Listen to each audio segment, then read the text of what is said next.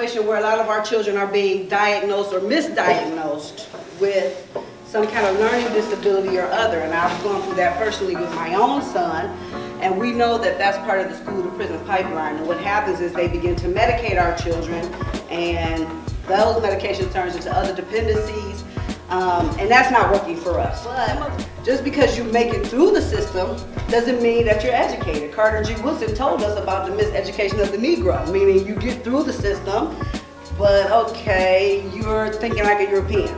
Children, when they graduate, they're not thinking business-minded, and because of it, they end up in a lot of debt and trying to figure out things in life which haven't been taught in the school system.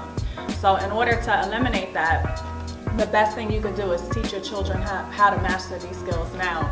So that's why I homeschool. Good afternoon, everybody. My name is Anita English. I have 3 children, and I started homeschooling because as a teacher, I realized that our school systems are inherently broken. Like, they are broken beyond repair and I realized that from a teacher, so I didn't want my children to be any part of that. My 15-year-old, obviously, he went through regular schooling, but I have a 2-year-old and a 4-year-old who will not be going through regular schooling, because when I say it's broken, it's extremely broken. So that's why I started homeschooling. That, and I realized as a Black woman, they don't have any.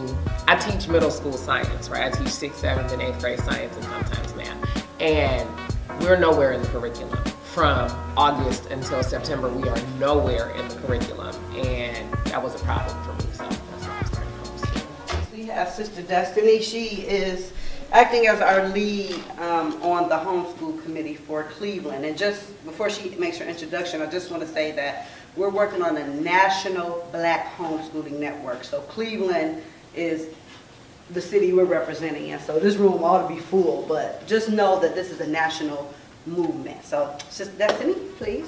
Hi, everybody. I've been homeschooling for 4 years now, so next school year will be my 5th year homeschooling, and I have 2 girls. They're in the 7th grade and they're in 1st grade. I started homeschooling my oldest daughter because I just wasn't happy with the school system. So she did go to public school till about the 3rd grade, but she was struggling with reading, and they wouldn't give her the assistance that she needed. And then I just wasn't happy with the emphasis on testing. So like Alicia mentioned, one of the things that I wanted to create in my child is an independent thinker, a problem solver, someone that's creative, that has a free mind. So ultimately, wanting to control what my children learned and how they learned is what led me to begin homeschooling. I touched on it a little bit, but before we do, Alicia is a spoken word artist. Yes, so I wanted to share this video I did. It was called The Public School System. Last year I had the pleasure of working with Dr. Umar for a while, and I opened a few events for him, and then his assistant came to me and said, Alicia, can you do something catered to the school system since that's his specialty? So I had wrote this and came up with this kind of to inspire other people to question, you know, the norm, which is just send your kids to school. So I want to play this for you all.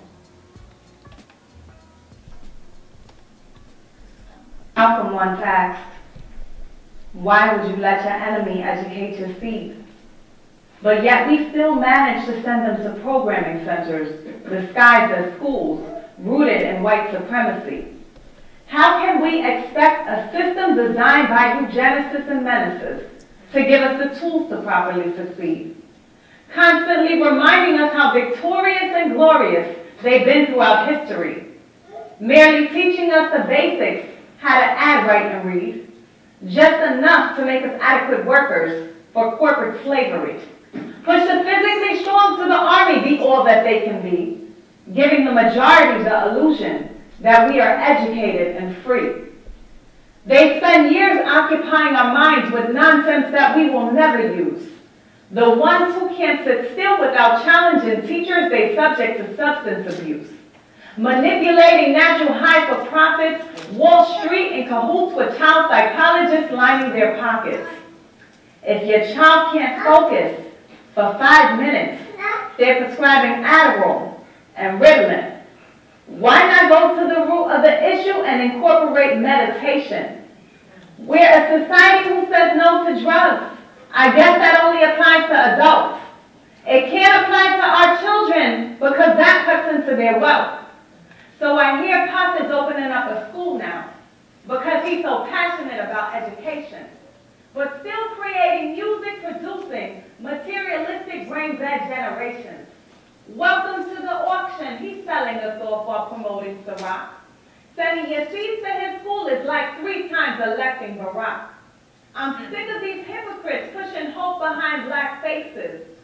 Puppets with motives selling us out, boxing us into stagnant spaces. The schools to prison pipeline needs to be reversed.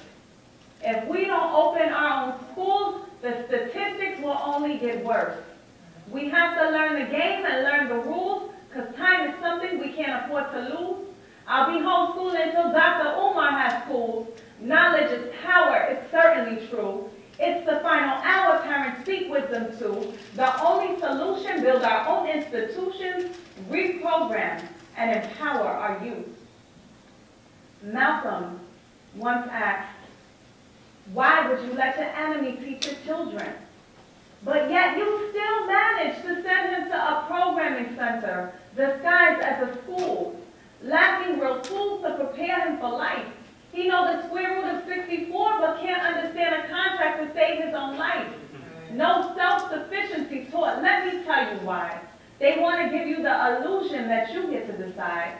It's either corporate America or school to prison pipeline. Both options create slaves keeping the matrix alive. How come they're not teaching your children how to make their money make money? How to create an asset instead of a liability and run their own company? Why are they teaching them sex but not value, along with how they can choose what gender they want to be? Did you consent to that, or did they muscle their authority?